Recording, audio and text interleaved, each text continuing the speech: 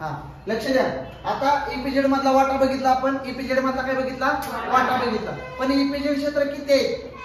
एकूण ईपीजेड किती क्षेत्र आहेत आणि कुठं कुठं आहे? जसं गुजरात मध्ये कांडला होतं, गुजरात मध्ये कांडला होतं ईपीजेड क्षेत्र, तसं अजून कुठं कुठं आहे ईपीजेड क्षेत्र? कांडला मध्ये, गुजरात या ठिकाणी कांडला. ते कधी आले? 1965 आलं. कधी आले? 1965 आलं. महाराष्ट्रामधलं पहिलं सांताक्रूझ मुंबई. सांताक्रूझ मुंबई. सांताक्रूझ हे ईपीजेड क्षेत्र आहे आणि ते कुठं आहे? मुंबईला. आणि मुंबई कुठं आहे? महाराष्ट्रात. लक्षात आलं का? हा ते झालं 1 मे 1973 ला चालू. कधी? 1 मे 1973 ला. केरळ मधलं कुठलं आहे? केरळ मधलं आहे कोचीन. आणि ते कुठं आहे? कोची या ठिकाणी आहे. कुठं? कोची या ठिकाणी.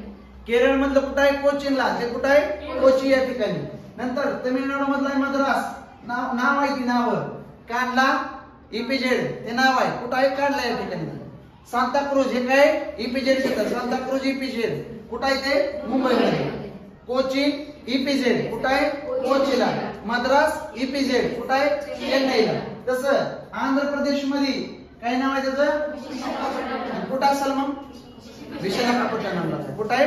विशाखापट्टणमला आहे. आंध्र प्रदेश मधलं विशाखापट्टणम ईपीजेड हे विशाखापट्टणम या ठिकाणीच आहे. कळलं का? नेक्स्ट पश्चिम बंगाल मधलं फाल्टा. पश्चिम बंगाल मधलं काय? फाल्टा ईपीजेड. पश्चिम बंगाल मधलं काय? फाल्टा ईपीजेड. कुठं आहे ते? कुठं बघा कुठं आहे ते? फाल्टा मालदा या ठिकाणी. कुठं? मालदा या ठिकाणी. पश्चिम बंगाल मधलं फाल्टा कुठं आहे ते? मालदा या ठिकाणी. लक्षात आलं का? नंतर उत्तर प्रदेश मधलं नोएडा. उत्तर प्रदेश मधलं नोएडा हे कुठं आहे? नोएडा या ठिकाणी. नोएडा ईपीजेड उत्तर प्रदेश मधलं कोणत्या ठिकाणी? नोएडा या ठिकाणी. नंतर गुजरात या ठिकाणी सुरत. गुजरात राज्यामधलं सुरत या ठिकाणी सुरत ईपीजेड आहे. आणि ते कसलं आहे? खाजगी. कसलं आहे? खाजगी. म्हणजे हे जे 7 आहे ते कसले? सरकारी. हे जे 7 आहे ते कसले? गव्हर्नमेंट. कसले? गव्हर्नमेंट. लक्षात आलं का?